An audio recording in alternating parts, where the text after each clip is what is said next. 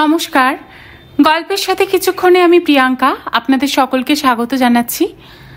আমি পাঠ করছি শ্রীমতী সুচিত্রা ভট্টাচার্যের একটি অসামান্য উপন্যাস নীল ঘূর্ণি।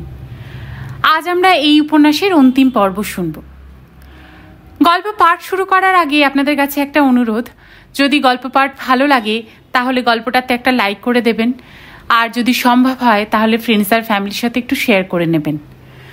আর আজ যদি চ্যানেলে নতুন এসে থাকেন তাহলে প্লিজ চ্যানেলটাকে সাবস্ক্রাইব করে নেবেন, আর পাশে যে বেল আইকনটি আছে তার অল নোটিফিকেশনটা কিন্তু অন করতে ভুলবেন না।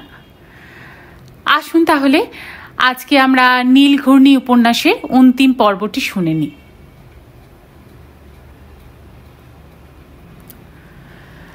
আজ দিনভর থমথমে গরম ছিল। আকাশে ছেঁড়া ছেঁড়া মেঘ জমে আছে, বাতাস একেবারে নিথর। এমন একটা আবহাওয়ায় যেন নিঃশ্বাস নিতেও কষ্ট হয়। প্রবীর আজ অফিস থেকে একটু তাড়াতাড়ি ফিরেছিল। বছরের এই সময়টায় কাজের চাপ কম থাকে। 6টা সাড়ে 6টার মধ্যেই বেরিয়ে পড়া যায় অফিস থেকে। বাড়ি ফিরেই আর কোনো কথা নেই, ধরাচুরো ছেড়ে সোজা বাথরুম। অনেকক্ষণ দাঁড়িয়ে রইল শাওয়ারের নিচে। ঘামাচি বেরিয়েছে খুব। জলের ছোঁয়ায় কুটকুটে ভাবটা যদি একটু কমে। বুম্বা ঘরে পড়ার টেবিলে। গ্রীষ্মাবকাশ প্রায় শেষ হয়ে এলো। গোটা ছুটিটাই পড়াশোনার পাঠ শিখে তুলে রেখেছিল। টোটো করছে যত্রতত্র। ইদানিং বই খাতা নিয়ে বসেছে একটু আধটু। মণিদীপা রান্নাঘরে বাপ ছেলের জন্য কফির জল চড়িয়েছে। সন্ধেবেলা বাড়িতে চা হয় না, কফি পানি রেওয়াজ। স্নান সেরে বেরিয়ে গায়ে ভালো করে পাউডার মাখল প্রবীর। ড্রয়িং রুমে এসে বসল। রিমোটে অন করলো টিভি। খেলাধুলো চ্যানেলে প্রবীরের তেমন আগ্রহ নেই। লাড়ে লাপ্পার নাচ গানাও সে পছন্দ করে না। গুচ্ছের অবৈধ প্রেমের সিরিয়ালও না। বিবিসির খবর শুনছে তন্ময় হয়ে। শ্রীলঙ্কায় আজ আবার মানব বোমার বিস্ফোরণ। 14 জন ঘটনাস্থলেই মৃত। ছি ছি, কি হচ্ছে দেশটায়! পর্দায় বিভৎস ডেডবডিগুলোর ছবি। গা শিরশির করে উঠল প্রবীরের। দাবি আদায় করতে গিয়ে মানুষ এত নিষ্ঠুর হয় কেন? মণিদীপা ডাকছে, টেবিলে এসো, জলখাবার দিয়েছি। বোম্বা খেয়েছে? ওর এসব চিড়েমুড়ি ভাজা পোষায় না, চাউমিন করে দিয়েছিলাম বলেই মণিদীপা গলা ওঠালো। বোম্বা, তোর কফি কি ঘরে দিয়ে আসবো? আসছি মা, 1 সেকেন্ড। তাড়াতাড়ি আয়, ঠান্ডা হয়ে যাবে। প্রবীর টিভিতে চোখ রেখে এই ডাইনিং টেবিলে এলো। চিড়ে ভাজা থেকে বাদাম বেছে বেছে খুঁড়ছে। মণিদীপা ছোট ছোট চুমুক দিচ্ছে কাপে। তারও চোখ টিভিতে। হঠাৎই বলল, দিদি আজ ফোন করেছিল। প্রবীর কথাটায় তেমন আমল দিল না। দিদি বোনে তো প্রায়ই ফোন আলাপ চলে, এতে আর নতুনত্বর কি আছে। মণিদীপা আবার বলল, টুনটুনির বিয়ের দিন ঠিক হয়ে গেল। তাই? প্রবীর সামান্য নড়েচড়ে বসল। কবে? 23 শ্রাবণ। সেই ডাক্তার পাত্র? খুব ভালো ছেলে পেয়ে গেল দিদি। কার্ডিওলজিতে ডিপ্লোমা করেছে। 3 নার্সিংহোমের সঙ্গে অ্যাটাচড। টুনটুনির ডাক্তার বর পছন্দ হলো? গাঁইগুই করছিল না? বলছিল ডাক্তারদের কোনো পার্সোনাল লাইফ থাকে না। সবাই তোমার মেয়ের মতো নাকি? টুনটুনি বাবা মার খুব বাধ্য। দিদি জামাইবাবু যাকে ঠিক করে দেবে তাকেই হাসি মুখে মেনে নেবে। প্রবীর ঈষৎ ম্লান হয়ে গেল। কেন যে এখনো প্রতিটি সংলাপে ঘুরে ফিরে মুনিয়া চলে আসে। বুম্বা হেলে দুলে টেবিলে এসেছে।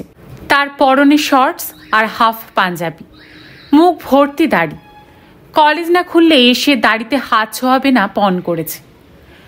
কফির দিকে তাকিয়েই মুখ বিকৃত করে বলল বুম্বা, দুধ দিয়ে একেবারে সাদা করে দিয়েছ, আর একটু কফি মিশিয়ে দাও। বেশি ব্যাপকতামি করো না, যেমন দিয়েছি তেমন খেয়ে নাও। বুম্বা কথাটার পরোয়া করল না। কাপ হাতে রান্নাঘরে গিয়ে নিজেই কফি মিশিয়ে নিল একটু। চামচ গুলতে গুলতে ফিরে এসে বসেছে চেয়ারে। ছেলেকে একবার কটমট করে দেখে নিয়ে আবার প্রবীরে ফিরল মণিদীপা। টুনটুনিকে বিয়েতে কি দেওয়া যায় বলো তো? আমি কি বলবো, সে তো তোমার ডিপার্টমেন্ট। গয়না একটা তো কিছু দিতেই হবে। হারফার কিছু একটা দিয়ে দাও, 10-12 হাজারের মধ্যে। আফটার অল টুনটুনি তো আমাদেরই প্রায় বাড়িরই মেয়ে। জড়োয়া দিলে কেমন হয়? দিতেই পারো, আজকাল তো খুব হিরের ফ্যাশন হয়েছে। অনেক দাম পড়ে যাবে, বাজেটে কুলোবে না। বুম্বা পুট করে বলে উঠল, অত কেনাকানিতে যাচ্ছ কেন? দিদির জন্যে তো অনেক গয়না গড়িয়েছিলে, ওর থেকেই কিছু একটা চালিয়ে দাও। প্রবীর মণিদীপা দুজনেই থমকে গেল। শুধু গয়না কেন, মেয়ের জন্য শাড়িও কেনা হয়েছিল এক গাদা। আলমারিতে সব তাল করা আছে। মাঝে মাঝে মণিদীপা সেগুলো নিয়ে নাড়াচাড়া করে, ফুপিয়ে ওঠে হঠাৎ হঠাৎ। এখনো প্রবীর সচক্ষে দেখেছে। প্রবীর গোমড়া মুখে বলল, তা হয় না রে, একজনের নাম করে কেনা হয়েছিল। সো হোয়াট, আলমারিতে তুলে রেখে কি হবে? অত দামের জিনিস ভোগে না লাগলে তো সবই বেকার। আহ বোম্বা, যা হয় না তা নিয়ে কথা বলিস না। ছেলেকে মৃদু ধমক দিল প্রবীর। পরিবেশটা হালকা করার জন্য বলল, ওগুলো তোর বউয়ের জন্য তোলা রইল। বাহ, আমার বউকে পুরনো মাল গছাবে? বোম্বাও ঠাট্টা জুড়েছে। তারপর বউ ভাতের দিন দেখা যাবে বেনারসিটা ঝুরঝুর করে খসে পড়ছে। আলোচনাটা থামাবে তোমরা? মণিদীপা দুম করে রেগে গেল। আমার ভালো লাগছে না। জো আজ্ঞা। বোম্বা কাঁধ ঝাঁকালো। আমি জাস্ট একটা প্র্যাকটিক্যাল সলিউশনের কথা বলছিলাম। দাও না তোমরা টুনটুনি দিকে যা খুশি। হ্যাঁ, তুই চুপই থাক, বেশি ফোপর দালালি মারিস না। কথাটা বলে মণিদীপা গুম হয়ে বসে রইল খানিকক্ষণ। তারপর ফাঁকা কাপ হাতে উঠে গেল রান্নাঘরে। সিঙ্কে ধুয়ে সাজিয়ে রাখলো বাসনের জায়গায়। রান্নাঘর থেকেই গলা উঠালো, কাল কি তুমি আমার সঙ্গে আশ্রমে যাচ্ছ না যাচ্ছ না? কাল কি করে হবে, উইকডে। আমি তো আগেই বলেছিলাম। একটা দিন ছুটি নেওয়া যায় না? তুমি রোববার চলো। আশ্চর্য! মণিদীপা উত্তেজিত মুখে রান্নাঘর থেকে বেরিয়ে এলো। তুমি জানো গুরুদেব শনিবার বেনারস চলে যাচ্ছেন? উপায় নেই গো, কাল একটা জার্মান টিম আসছে, তাদের নিয়ে প্ল্যান্টে যেতে হবে। তাহলে এবারও আর আমার দর্শন হলো না? আহা, তুমি একাই যাও না। বলতে গিয়েও কথাটা গিলে নিল প্রবীর। ইদানিং লালজি বাবার আশ্রমে যাওয়া অনেক বেড়ে গিয়েছে মণিদীপার, এবং প্রতিবারই প্রবীরকে তার সঙ্গী হতে হয়। হিল্লি দিল্লি সর্বত্র একা একা চড়ে বেড়াতে রাজি মণিদীপা, কিন্তু বারাসাতে সে এখন আর কিছুতেই একা যাবে না। কি যে এক ভয় ঢুকেছে, আশ্রমে যদি কবিতাদির সঙ্গে দেখা হয়ে যায়। আরে কবিতা বসুরায় কি বাঘ না ভাল্লুক? তবে হ্যাঁ, মহিলা কিছু মুখরা বটে। বাড়ি বয়ে এসে যা ছ্যাঁচ্ছার কথা শুনিয়ে গিয়েছিল। সন্তানের জন্য বাবা মাকে যে কত কষ্ট সহ্য করতে হয়, ওই প্রতিশব্দ লোকটাকেই তো প্রবীরের সেদিন ঘুষি মারা উচিত ছিল। মারতে পেরেছিল কি? বুম্বা টেবিল ছেড়ে উঠে যাচ্ছে। প্রবীর বলল, এই তুই কাল মার সঙ্গে যাবি। আমি? বুম্বা প্রায় আটকে উঠল। আমি কেন? কেন নয়? মণিদীপা গড় গড় করে উঠেছে। তোমার কি রাজকার্য আছে শুনি? আছে। কি কাজ? বুম্বা গা মোচড়ালো। আমার ম্যাটেনি শোয়ের টিকিট কাটা আছে। তুই সিনেমা দেখতে যাবি, তবু গুরুদেবের কাছে যেতে পারবি না? কেন, সিনেমা দেখা কি খারাপ কাজ? আমার ওসব গুরুদেব টুরুদেব পোষায় না, যত সব ফালতু লোক। গুরুদেব ফালতু? তোর যত বড় মুখ নয় তত বড় কথা। যা বলেছি ঠিকই বলেছি। ভণ্ড বুজরুক একটা। দিদির নামে তো কত কি ভালো ভালো কথা বলেছিল, কি ফলেছে।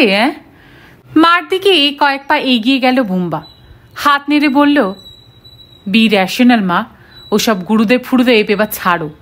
ওসব লোকের কাছে গিয়ে মনের শান্তি আসে না। চুপ! দপ করে জ্বলে উঠল মণিদীপা। কি দুটো সন্তানই না গর্ভে ধারণ করেছিলাম, দুটোই সমান অবাধ্য, দুটোই সমান বেপরোয়া। দিদির সঙ্গে আমার তুলনা করছো কেন? তুলনা করবে না। সে একভাবে জ্বালিয়েছে আর তুমি একভাবে জ্বালাবে। এ তো মহা মুশকিল হলো। দিদি কি করেছে তার জন্য আমায় সারা জীবন কথা শুনে যেতে হবে? একই তো ঝাড়ের বাস, তোমরা আলাদা হবে কি করে? বড়দের একটা কথাও তোমরা মান্য করতে শিখেছ? মা, তুমি আনরিজনেবল কথা। ফের ফের তর্ক? তোর মুখ আমি ভেঙে দেব। বলতে বলতে উন্মত্তের মতো ছেলের দিকে ধেয়ে যাচ্ছিল মণিদীপা। প্রবীর কোনো ক্রমে গিয়ে তাকে ধরে ফেলল। মণিদীপা জোর করে নিজেকে ছাড়ানোর চেষ্টা করছে, তার প্রমত্ত শক্তির সঙ্গে পেরে উঠছে না প্রবীর। এই সময় কোত্থেকে যে এত জোর এসে যায় মণিদীপার গায়ে। ডাক্তার বলে অ্যাড্রিনালিন ক্ষরণ, ফেজ অফ টেম্পোরারি ইনস্যানিটি। কোশমিন কালেও এই রোগ ছিল না মণিদীপার। মুনিয়া চলে যাওয়ার পর থেকে এই উপসর্গটা শুরু হয়েছে। ওষুধ চলছে নিয়মিত। এই স্নায়বিক বিকার যে কবে থিতবে পুরোপুরি। বুম্বাকে চোখের ইশারায় সরিয়ে দিয়ে মণিদীপাকে চেপে ধরে চেয়ারে বসালো প্রবীর। দু চোখের মনি স্থির হয়ে আছে মণিদীপার। আগুনে নিঃশ্বাস পড়ছে বড় বড়, বুকটা হাঁপড়ের মতো ফুলে উঠছে, চুপসে যাচ্ছে। মিনিট 15-র মধ্যেই মোটামুটি স্বাভাবিক হলো মণিদীপা। নিজের ঘরে গিয়ে শুয়ে পড়ল আলো নিভিয়ে। প্রবীরের চোখ আবার টিভির পর্দায়। মন বসছে না, চেয়েই আছে, দেখছে না কিছু। ভাবছিল কাল ছুটিটা নিয়েই নেবে, শরীর টরির খারাপ কিছু একটা বলে। বুম্বা এখন রাজি হলেও তার সঙ্গে মণিদীপাকে পাঠানো সঙ্গত হবে না। বাড়ি জুড়ে এখন থমথমে নীরবতা। টিভি চলছে প্রায় নিঃসারে। বুম্বা এ সময় ব্যালেন্স শিট কষতে কষতে গান শোনে। আজ তার ঘরও শব্দহীন। তখনই বেল বাজল। দরজা খুলে সামান্য অবাকই হলো প্রবীর। সৌমিক। আরে এসো এসো, কি খবর? অনেক দিন পর। এই আশাই হয় না।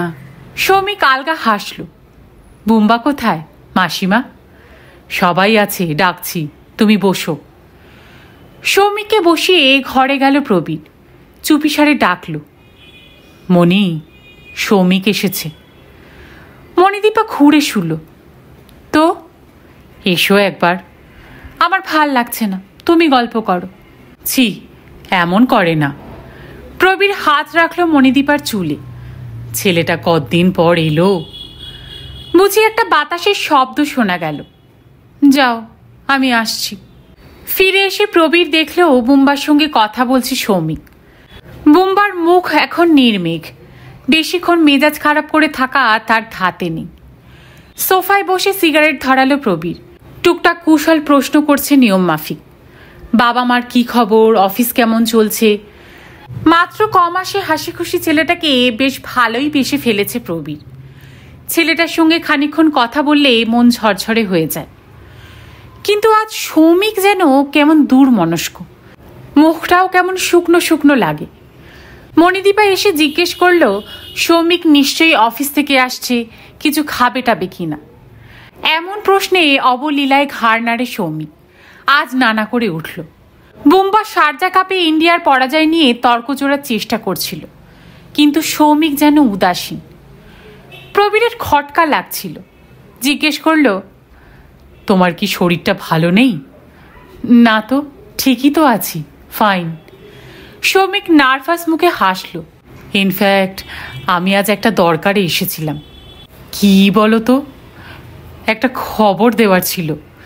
সৌমিক আমতা আমতা করল। মানে রিগার্ডিং দইতা। মণিদীপা সোফায় হেলান দিয়েছিল, সঙ্গে সঙ্গে টান টান। ফ্যাসফ্যাসে গলায় বলল, কি হয়েছে মুনিয়ার? হয়নি কিছু, মানে আবার হয়েছেও। প্রবীরের চোখ সরু হলো। বুঝলাম না। সৌমিক এক ঝলক দেখে নিল বুম্বাকে। মাথা নামিয়ে বলল, কিভাবে বলবো বুঝতে পারছি না। দইতাও আমায় পই পই করে বলতে বারণ করেছে। দইতা এখন আর প্রফেসর মজুমদারের সঙ্গে থাকে না। কি?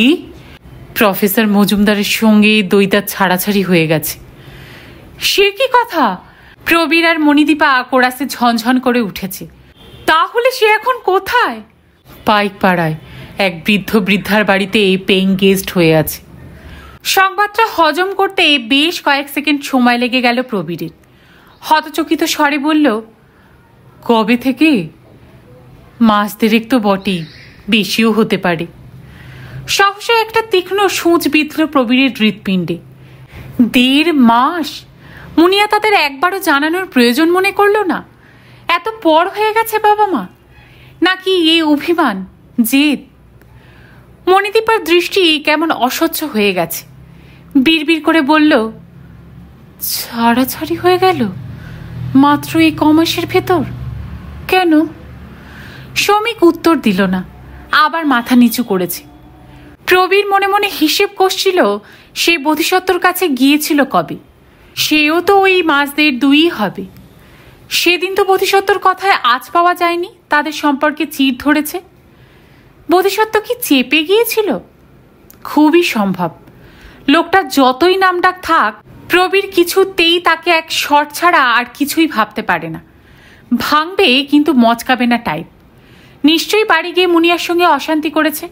হয়তো শুনিয়েছে বাবা এসে কত অপমান করে গেছে। মুনিয়া হয়তো সেটা সহ্য করতে না পেরেই বাবা মার জন্য যদি অত টান থাকতো তাহলে তো মেয়ে এখানেই ফিরে আসতো। আরও একটা সম্ভাবনার কথাও উকি দিয়ে গেল প্রবীরের মাথায়। সম্পর্কটা ভেঙে যাওয়ার পর এখন কি অনুতাপ এসেছে মুনিয়ার? সংকোচ কাটাতে পারছে না, তাই সৌমিককে দুধ করে পাঠিয়েছে। প্রবীর ভুরুকুচকে তাকালো। তোমার সঙ্গে মুনিয়ার দেখা হলো কি করে? হঠাৎই একদিন এসপ্ল্যানেডের মোড়ে। সৌমিক গলা ছাড়ল। ও অফিস থেকে ফিরছিল। মুনিয়া চাকরি করে? করে তো, মানে ওই নিয়েই তো প্রফেসর মজুমদারের সঙ্গে। মুনিয়া বলল তোমায়? হ্যাঁ, কথা শুনে তো তাই মনে হলো। এতক্ষণে যেন বোধিসত্ত্বকে আরও একটু চিনতে পারল প্রবীর। লোকটা শুধু শরীরের দিক থেকেই বুড়ো নয়, ব্যাকডেটেড, রক্ষণশীল। বিজ্ঞান চর্চা ওর ভরং। মস্তিষ্ক বৈজ্ঞানিক হলেও হৃদয়টা আধুনিক হয়নি। প্রবীর প্রশ্ন করল, কোথায় চাকরি করছে মুনিয়া? ছোট্ট একটা কোম্পানিতে সেলসের কাজ। হঠাৎ চাকরি শুরু করলো। বলল একা একা ঘরে বসে বসে বোর হচ্ছে। আশ্চর্য, সৌমিককে এত কথা বলেছে অথচ বাবা মাকে একবারও কিছু জানায়নি মেয়ে। প্রবীরের ভুরুতে ভাঁজ পড়ল। তোমার সঙ্গে কি মুনিয়ার যোগাযোগ ছিল? না, মানে। সৌমিক চোখ তুলেই নামিয়ে নিল। মানে ওই একদিনই। প্রবীরের কেন যেন মনে হলো সৌমিক সব সত্যি বলছে না। চকিতে বিদ্যুৎ ঝলকের মতো একটা প্রশ্ন খেলে গেল মাথায়।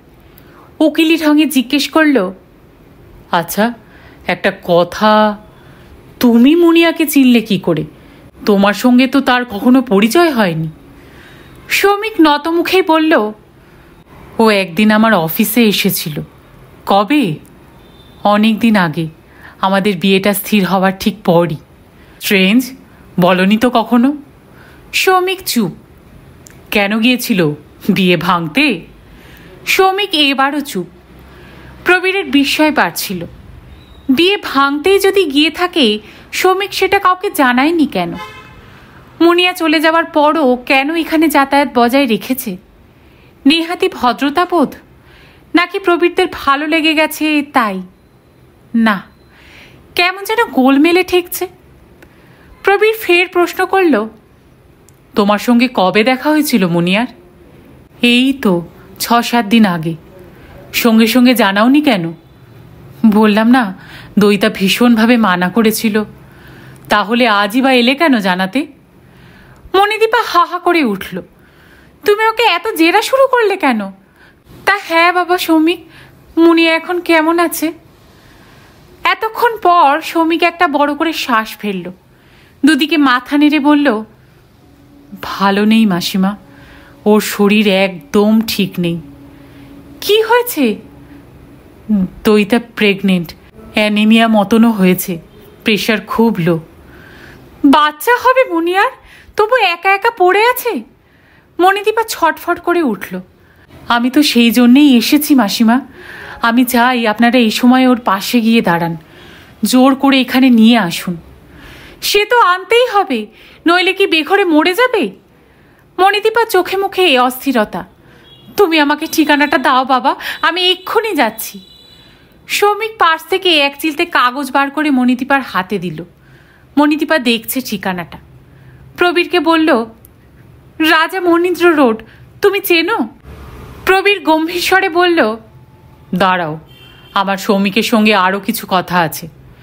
তোমাকে ঠিকানা দেওয়ার জন্য মানা করেছে মুনিয়া, তাই তো? হ্যাঁ। তার মানে ও চায় না আমরা ওকে এখানে নিয়ে আসি?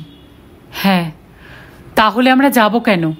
এটা ওর নিজের বাড়ি, ইচ্ছে করলেই ও এখানে ফিরে আসতে পারে যখন খুশি। এটা জেদাজেদির সময় নয় মেসোমশাই, দইতার সত্যিই খুব বিপদ। আমাকে বলেছে একটা ঘর খুঁজে দিতে, একা একা থাকতে চায়। ওর মাথাটা একেবারে খারাপ হয়ে গেছে। ঘরও খুঁজে দিতে বলেছে? বলেছে তো। সৌমিক ঠোক গিলল। কত করে বোঝালাম একা কোনো মেয়ে ঘর ভাড়া পায় না, কিছুতেই কিছু বুঝতে চায় না। আমি যাব বোঝাতে এক্ষুনি, আমি ওর মা, আমি গিয়ে ডাকলে ও কখনো আমাকে ফেরাতে পারবে না। মণিদীপা উঠে দাঁড়ালো। কি গো, তুমি এখনো বসে আছো? ওঠো, চলো।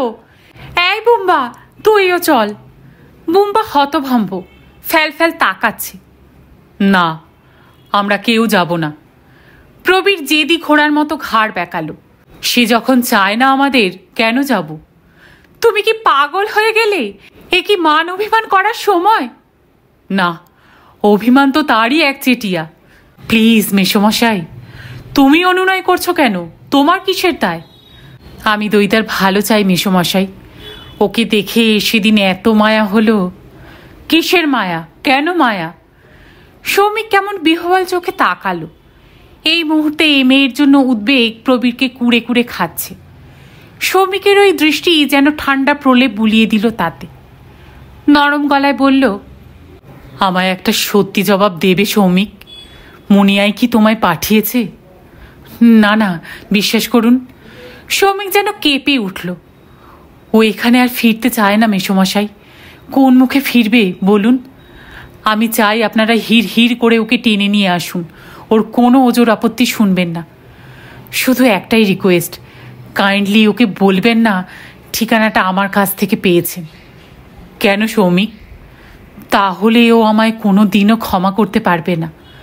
তাতেই বা তোমার কি এসে যায়? সৌমিক উত্তর দিল না। প্রবীরের চোখ থেকে চোখ সরিয়ে নিয়েছে। প্রবীরের বুকটা টনটন করে উঠল। মেয়ের জন্য নয়, সৌমিকের জন্য। ছেলেটা বড্ড ভালো, একটু বেশি রকমেরই ভালো। মুনিয়া কখনোই এই ছেলের যোগ্য ছিল না। প্রবীরের ফ্ল্যাটের আবহাওয়া বদলে গেছে অনেকটাই। নিরানন্দ ঝিমন্তপুরীতে এখন এক আলগা স্বস্তির মেজাজ। হঠাৎ বুড়িয়ে যাওয়া প্রবীর যেন বেশ চনমনে হয়ে উঠেছে আবার। অফিস থেকে ফিরে এসে আর ধোকে না। পুরনো মেজাজে গমগম হাসছে, রসিকতা জুড়ছে, উৎপটাং গল্প আড্ডা চলছে মেয়ের সঙ্গে। মণিদীপাও আর তিরিক্ষে হচ্ছে না কথায় কথায়। কত কি যে রান্না করছে রোজ। এই হয়তো মেয়ের জন্য স্যুপ বানালো, এই মেটে চচ্চড়ি, পিৎজা কিংবা ভেটকি মাছের পাতুরি। মেয়ের শরীর এখন ভারী দুর্বল।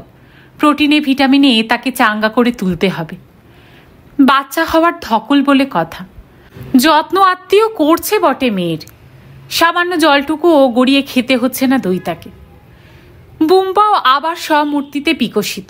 তার কণ্ঠ একেবারেই বেসুরো, তবু আগের মতো যখন তখন গান ধরেছে হেরে গলায়। মোড়ের ফুচকাওয়ালার কাছ থেকে দিদির জন্য আলু কাবলি কিনে আনছে, চুরমুর কিনে আনছে। নিছক স্বস্তি নয়, বাড়িতে যেন এখন বেশি সুখী সুখী পরিবেশ। শুধু দইতাই যে কেন মন থেকে আহ্লাদিত হতে পারছে না, কেন যেন মনে হয় তাকে ঘিরে একটা সাজানো নাটক অভিনীত হয়ে চলেছে। রাতে খাওয়ার টেবিলে বসে প্রবীর যখন দইতার ছোটবেলার কোনো গল্প বলে অট্টহাসিতে ফেটে পড়ে, দইতার তখন বড় কান্না পায়। বাবা এত চড়া পর্দায় অভিনয় করে কেন? মণিদীপা যখন অনাগত সন্তানের দোহাই দিয়ে দইতাকে জোর করে খাওয়ায়, তখন কি তার মুখে একটা চোরা বিষাদ খেলা করে না? দইতার মুখ চেয়ে এক অবাঞ্ছিত শিশুর আগমনকে মেনে নিয়েছে মা। দইতা জানে। বুম্বা যখন হাসতে হাসতে দিদির ঘরে ঢোকে, দইতা স্পষ্ট টের পায় দরজার ওপারেও বুম্বার মুখ গোমড়া ছিল। দইতা যেখানে নেই, কেন যে সেখানে নিচু গলায় কথা বলে বাড়ির লোক। Return of the prodigal daughter, বিপথগামী কন্যার প্রত্যাবর্তনের উৎসবের পরিবেশ বুঝি এইরকমই হয়। কি অসহ্য গ্লানি! যদি বাবা মা সবসময় মুহ্যমান হয়ে থাকতো, মা কথা বলতে বলতে চোখের জল ফেলতো, বুম্বা টেরচা চোখে তাকাতো দিদির দিকে, তাহলে হয়তো দইতার এমনটা লাগতো না।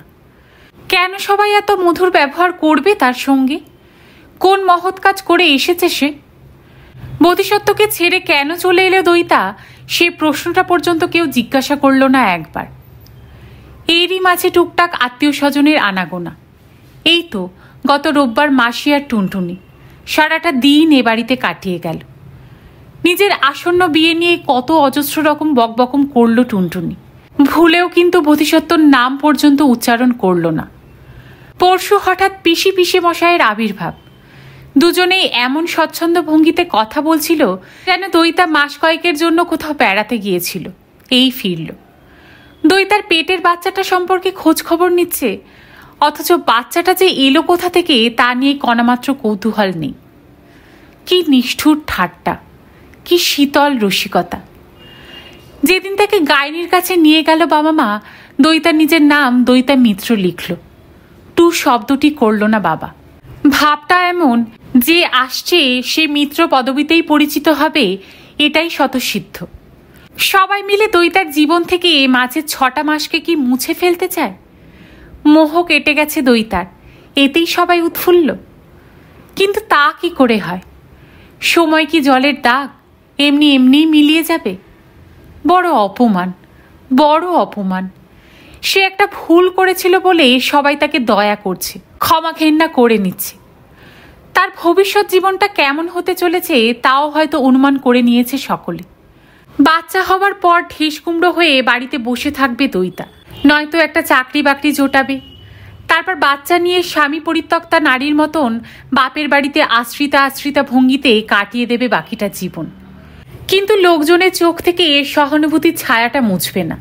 দুঃখী চোখে তারা চেয়ে দেখবে দইতাকে, আর প্রায় দইতার সামনেই কানাকানি করবে। আহারে, কত গুণী মেয়েটার জীবনটাই বরবাদ হয়ে গেল। ভাবতেই বিবমিশা। দইতা তো কিছুতেই ফিরতে চায়নি এখানে, কেন তাকে জোর করে আনা হলো? সেদিন ডেরায় গিয়ে মা অমন হাউমাউ করে সিন ক্রিয়েট করলো না বলেই দইতা নিজের মান বাঁচাতে। ভাল লাগছে না দইতার, কিচ্ছু ভাল লাগছে না। ওই শয়তান ছেলেটাই যত নষ্টের মূল। কেন যে দইতা বিশ্বাস করেছিল সৌমিককে? মনে রাখা উচিত ছিল এই সেই ট্রেটার যে মেলার মাঠে তাকে কথা দিয়েছিল বিয়েটা ভেঙে দেবে, অথচ পরদিনই লেলা করে একটা ঘর খুঁজে দেওয়ার তো মুরদ নেই। দইতাকে তুই ফাঁসিয়ে দিলি, এখন আবার গা ঢাকা দিয়ে বসে আছে। মা আবার মাঝে মাঝে তাকে ফোন করে অফিসে দুপুরের দিকে। দইতা সকর্ণে শুনেছে। আমন্ত্রণ পেয়েও এ বাড়ির ছায়া মারাচ্ছে না। এত ভয়! ভাবলেই দইতার গা রিরি করে ওঠে। কি রইল আর তার জীবনে? প্রথম এখানে এসে চাকরিতে বেরিয়েছিল কদিন, বাবা মাও বাধা দেয়নি। কিন্তু শরীরটাই এমন বেইমানি শুরু করলো, বিশ্রী সর্দি, জ্বর, কাশি, যখন তখন মাথা টলে চোখ অন্ধকার।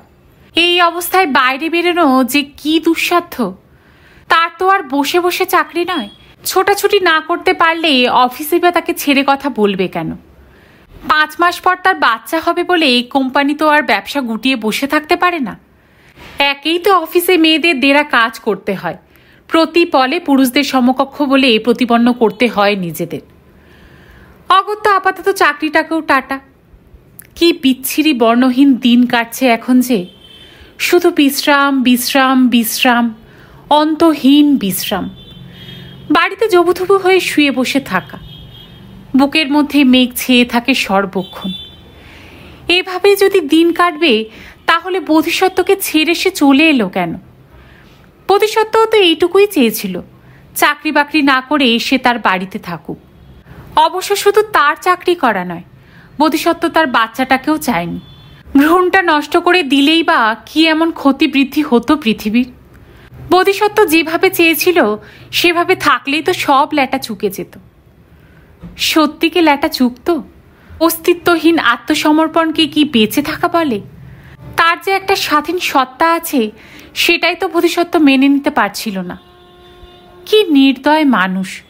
কেমন মুখের ওপর বলে দিল এবার কেটে পড়ো। তারপর একবার দইতার খোঁজ পর্যন্ত করল না। দইতা কোথায় গেল, কেমন আছে তাও জানতে ইচ্ছে করল না বোধিসত্ত্বর। দইতা যেদিন সল্টলেকে জামা কাপড় আনতে গেল, কি ভীষণ পাথরের মতো মুখ করে বসেছিল।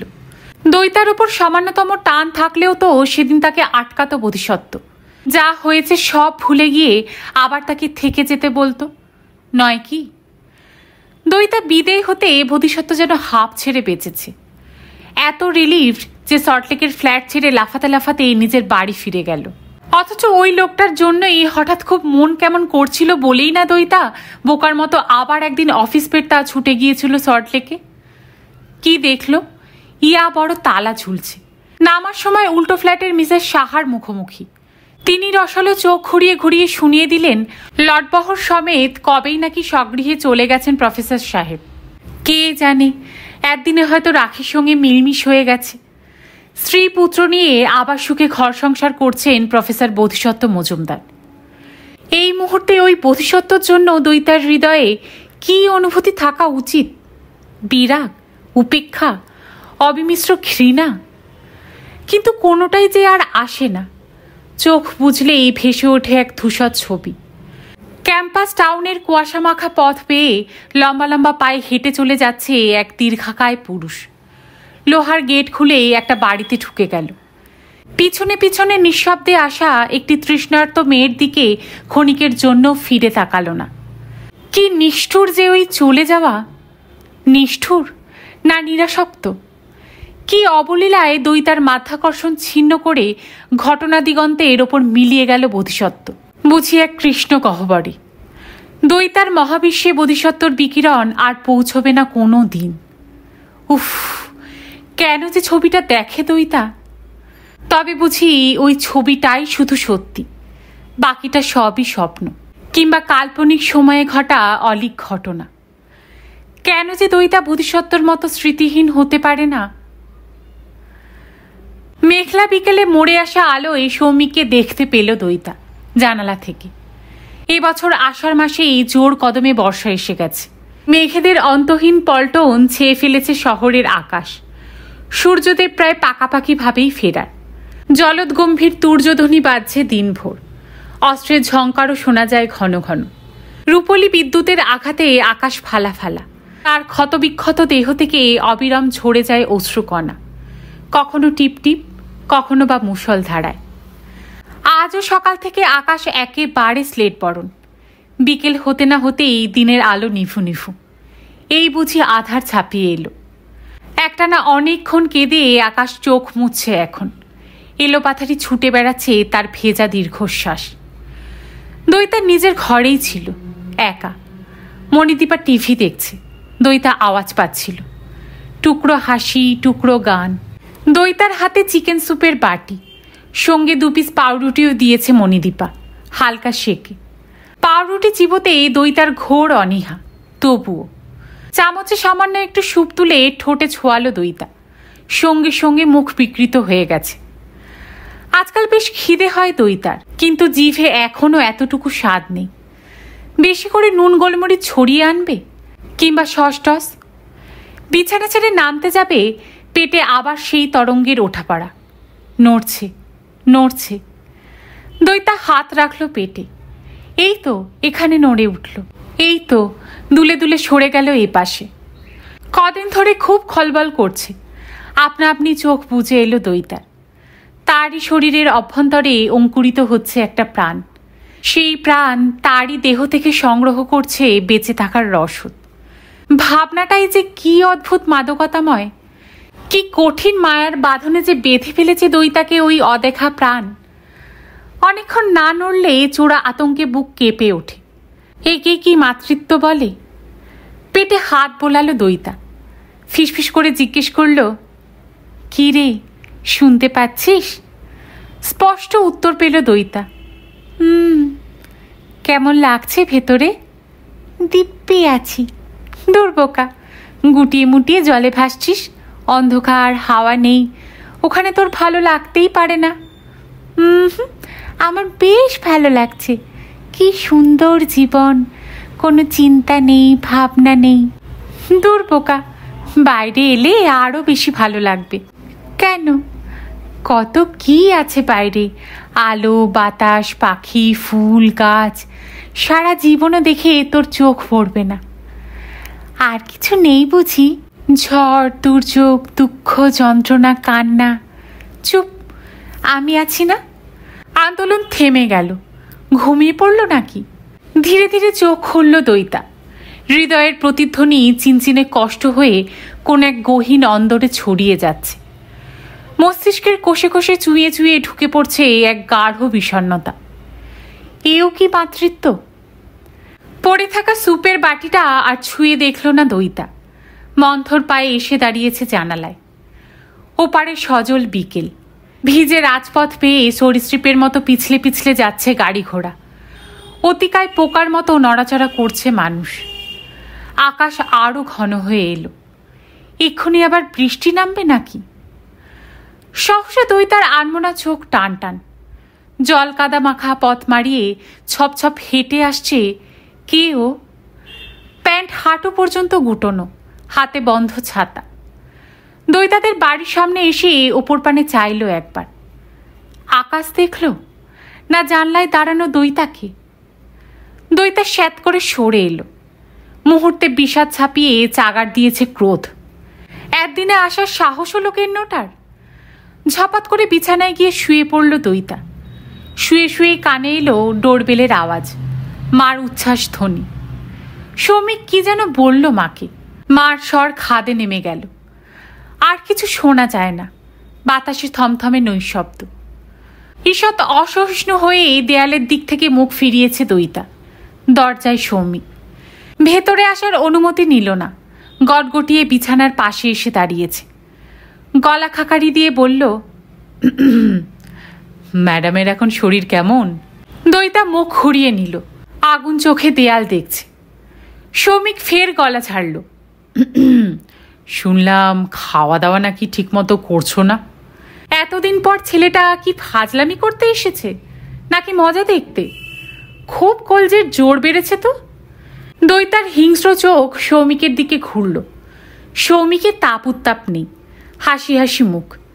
আজ ওয়েদারটা কি বিশ্রী। অফিস কেটেও চিন্তায় পড়ে গিয়েছিলাম তোমাদের এখানে পৌঁছাতে পারবো কিনা। ভাগ্যিস বৃষ্টিটা ধরল। দইতা দাঁতে দাঁত ঘষল। মেনিমুখো ছেলেটার এত বুকের পাটা হলো কবে থেকে? কথা বলছো না কেন? সৌমিক মৃদু মৃদু হাসছে। Throat problem? তুমি কি এমন হরিদাস পাল যে তোমার সঙ্গে কথা বলতে হবে? দইতা আর থাকতে না পেরে ঝাং করে উঠে বসেছে। আমি তো হরিদাস পাল নই।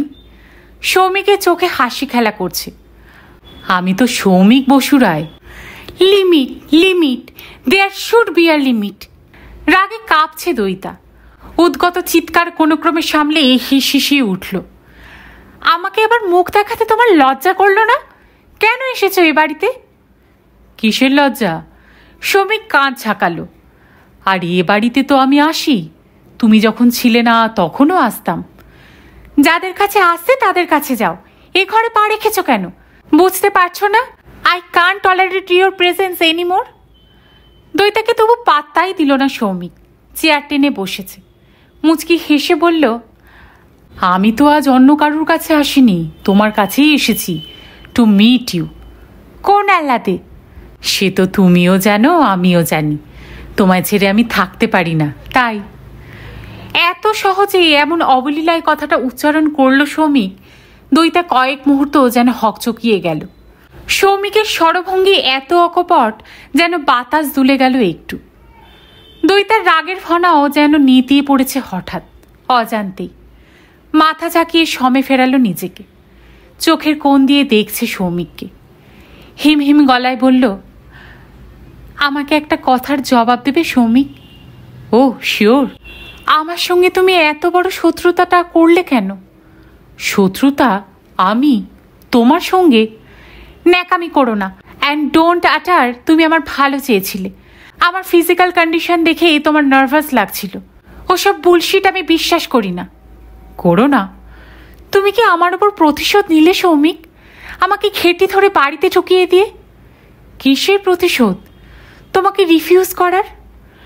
সৌমিকের উজ্জ্বল মুখ পলকের জন্য ম্লান। পলকে হাসিটা ফিরে এসেছে। আমাকে কি তোমার খুব প্রতিশোধ পিপাসু বলে মনে হয়? জানি না, বুঝতে পারি না। রিফিউজ করার পরও তুমি আমায় পছন্দ করে বিয়েতে হ্যাঁ বলে দিলে, ক্যাম্পাস টাউনে ছুটলে, সল্টলেক ধাওয়া করলে, কি যে সব মাথায় ভুজুং বাজুং ঢুকিয়ে দিয়ে এলে, আমার সংসারটাই আর গড়েই উঠতে পারল না। সৌমিকের ভুরু কুঁচকে গেল। তুমি কি তোমার সংসার ভাঙার জন্য আমাকে অ্যাকিউজ করছো? না, আমাদের মধ্যে ফাঁক তো ছিলই, সেটাই প্রকট হয়েছে।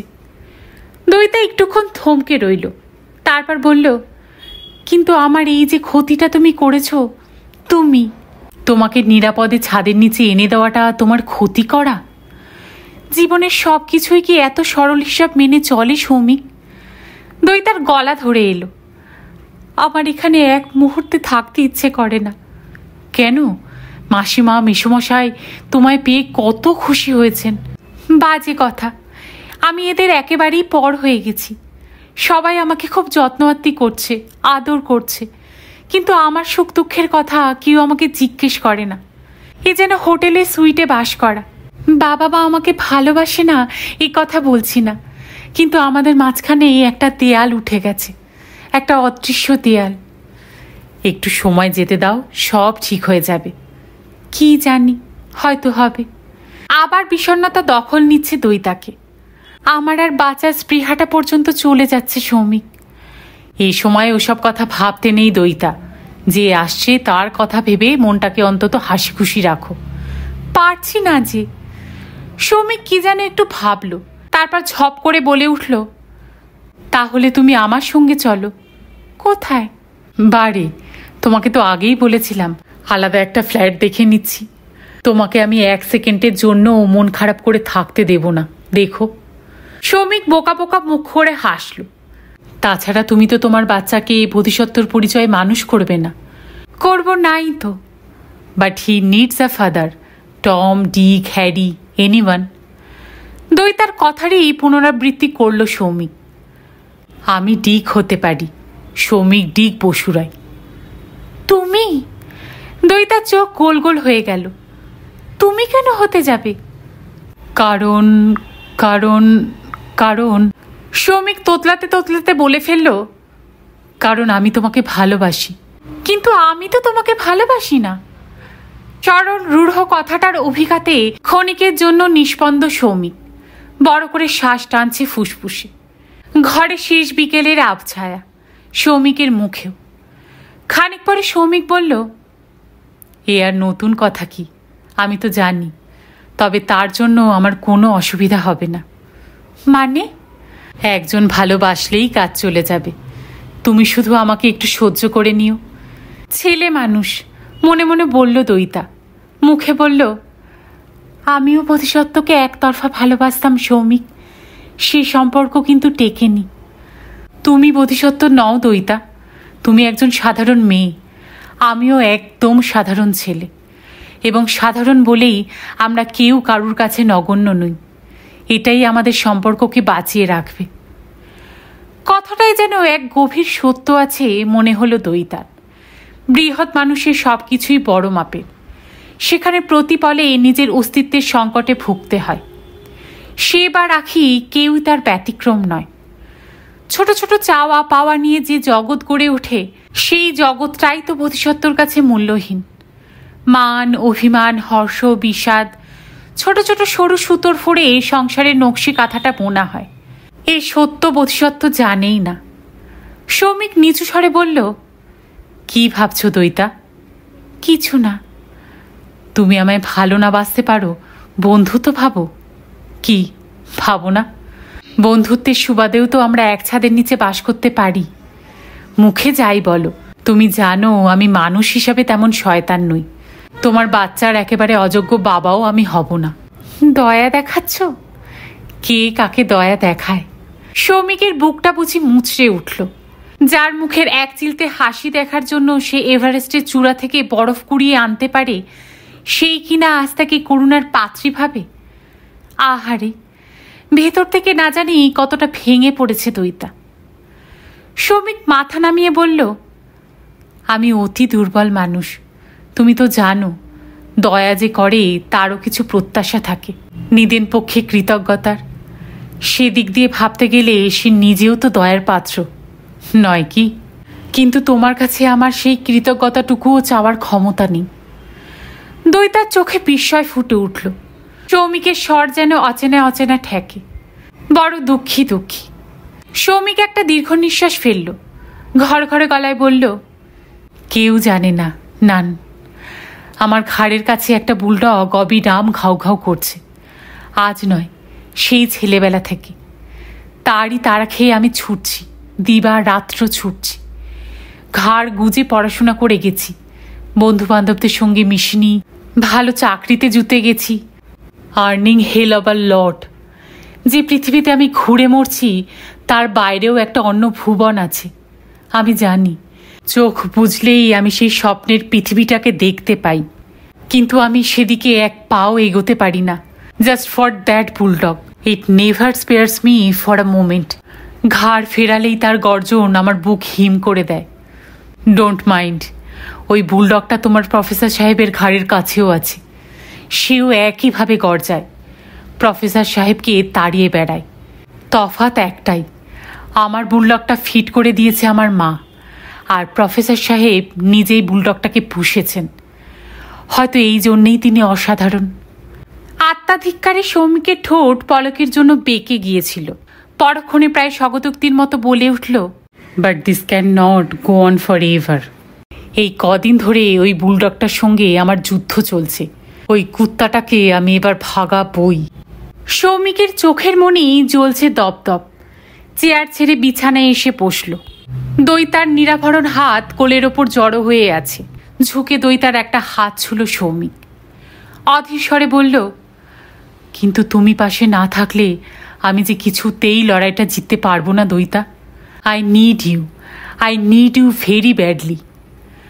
পুরুষের কণ্ঠে এমন তীব্র আকুতি দৈতা আগে কখনো শোনেনি। হঠাৎই কেন যে শীত করছে, বাষ্প জমেছে চোখে অজান্তেই। হাতে চাপ বাড়ছে ক্রমশ। সৌমিকের স্পর্শ চাড়িয়ে যেতে চাইছে দৈতার গভীরে। সামনে কৃতাঞ্জলি পুটে এক প্রার্থী পুরুষ। বাইরের পৃথিবীতে একটা মেঘলা দিন হারিয়ে যাচ্ছে দ্রুত। এলোমেলো নিচে বেড়াচ্ছে আর্দ্র বাতাস। এরা কোন দিকে ঠেলছে দৈতাকে? গহীন কুয়োর অতলে একটা ঢেউও কি উঠবে না? সৌমিক গাঢ় স্বরে বলল, চুপ কেন দৈতা? দৈতা অস্পষ্টভাবে মাথা নাড়ল। ভাবছি। কি ভাবছ? দৈতা উত্তর দিল না। আশ্চর্য, এমন মুহূর্তেও বোধিসত্ত্বকে মনে পড়ে। কুয়াশা মাখা পথে মিলিয়ে গেল দীর্ঘদেহী পুরুষ। দৈতার দিকে ফিরেও তাকালো না। ওই নিষ্ঠুর লোকটাকে উচিত জবাব একটা দেওয়াই যায়। বোধিসত্ত্ব মজুমদার যে দৈতার জীবন নষ্ট করতে পারে না, সৌমিককে বিয়ে করে দৈতা সেটা দেখিয়ে দিতেই পারে। শুধু তাই নয়, বোধিসত্ত্বর সন্তান জীবন ভর সৌমিককেই বাবা বলে জানবে। তার জীবনে বোধিসত্ত্বর কোনো অস্তিত্বই থাকবে না। এটা কি বোধিসত্ত্বর অহংকে একটু আঘাত করবে না? বোধিসত্ত্বর জন্য সৌমিকও তো কম কষ্ট পায়নি। চাইলে সৌমিকও একটা প্রতিশোধ নিতেই পারে। ছি, শুধু এইটুকু কারণেই সৌমিকের সঙ্গে জীবন শুরু করবে দৈতা? ঘর বাঁধবে, সংসার করবে? এ কি সৌমিককে ঠকানো নয়? শুধু সৌমিকের জন্য কি তার হৃদয়ে কোনো বিশেষ অনুভূতি নেই? ভালোবাসার কি একটাই রং? সৌমিক ফিসফিস করে বলল, প্লিজ মুনিয়া। দৈতা চমকে তাকালো। তার চোখের মনি অসম্ভব রকমের নিষ্প্রভ এখন। মুক্তদানা কখন যেন গড়িয়ে গেছে গাল বেয়ে। চিকচিক করছে জলের রেখা। প্রায় অন্ধকার ঘরে টুকরো আলো এসে পড়েছে একটা। মণিদীপা ড্রয়িং রুমের আলো জ্বেলে দিয়েছে। দৈতার শ্যামলা মুখে আলো ছায়ার জাফরি। একটু বুঝি কেঁপেও উঠল দৈতার ঠোঁট। ভাঙা ভাঙা গলায় দৈতা বলল, আমায় একটু সময় দাও সৌমিক, একটু ভাবি। একটু কেন, অনেক ভাবো। সৌমিক নরম হাসল। যত খুশি ভাবো, আমি তো রইলামই। সৌমিকের শেষ বাক্যটুকু দৈতার বুকের গভীরে বসে রইল একটুক্ষণ। তারপর ডানা মেলে উড়ে বেড়াতে লাগলো ঘরময় রঙিন প্রজাপতির মতো।